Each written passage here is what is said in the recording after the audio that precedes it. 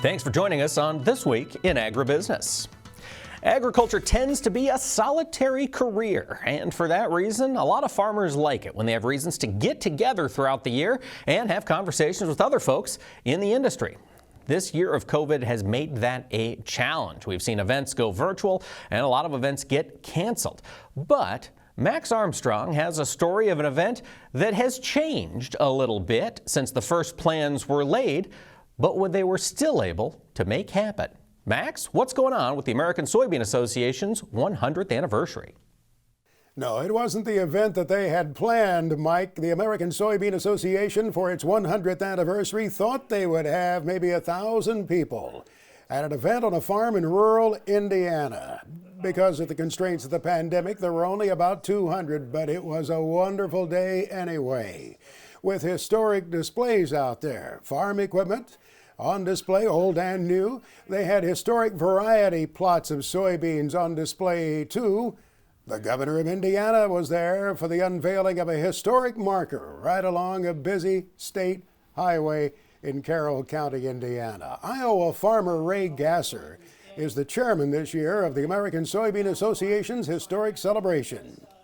It really is an important event for the American Soybean Association because ASA, the American Soybean Association, was started and began right here in Camden, Indiana by the Fouts brothers. 100 years ago. 100 years ago. That's hard to believe. Yeah, 100 years ago, and in 1920, it started out with a few hundred farmers here in the United States that grew 1 million bushels of beans. And today, 100 years later, there's a few 100,000 soybean farmers in the U.S. growing 4.5 billion bushels of beans. I think that's pretty impressive. There's even a marker going in out along the highway here. So this must be considered fairly important to the region. It really is important to the region and important to soybean farmers that we recognize the efforts that were put in by those who started the American Soybean Association. On this farm in north central Indiana, about 70 miles north of Indianapolis, the three Fouts brothers, Taylor, Noah, and Finus, had started growing soybeans in that era after the First World War, and they wanted other growers to grow beans too.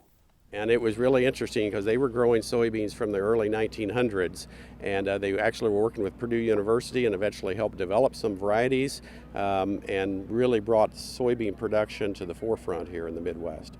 Kendall Culp, who serves on the board of the American Soybean Association, has his farm less than an hour from this heritage site. And he shared with me that those association founding fathers, the Fouts brothers, were looking to do a better job growing soybeans and improving their business in many ways, just as today's farmers are.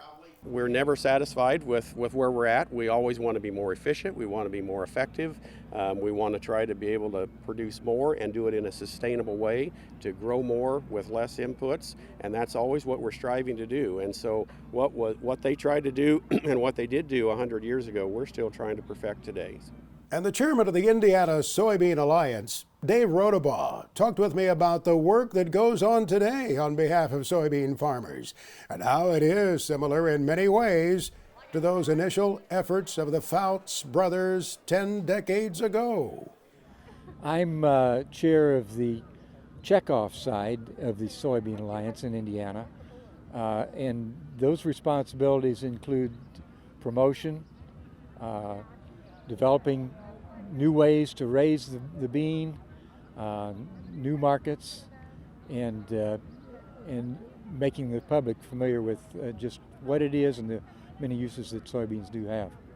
That was very much what the Fouts brothers were all about, was it not? Trying to improve the yields for the growers that planted those crops?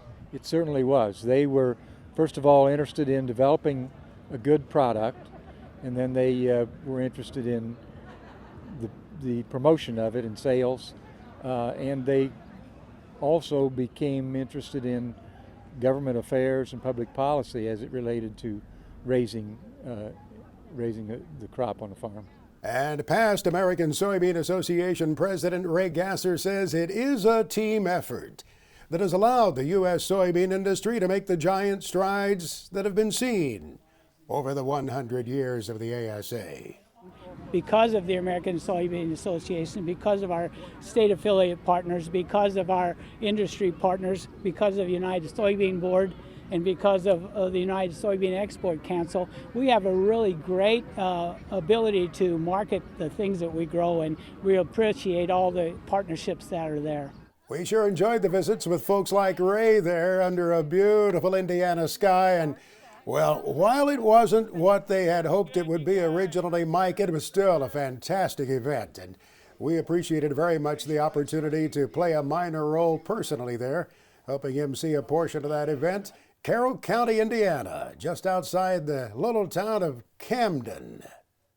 Well, Max, it's fantastic to see you able to get out there and get interacting with other folks. And what a fantastic event. You know, it's incredible to me that in 100 years, as Ray Gasser mentioned in that video, we've gone from growing 1 million bushels of soybeans to 4.5 billion bushels in just 100 years. That's a testament to the hard work and creativity of the American farmer. Folks, stay with us on This Week in Agribusiness. We'll be back. A lot of things have changed over the past 100 years, and one of those things that is continuously changing is the value and availability of farmland. We'll have a story on what land sales look like in 2020, so don't go anywhere on This Week in Agribusiness.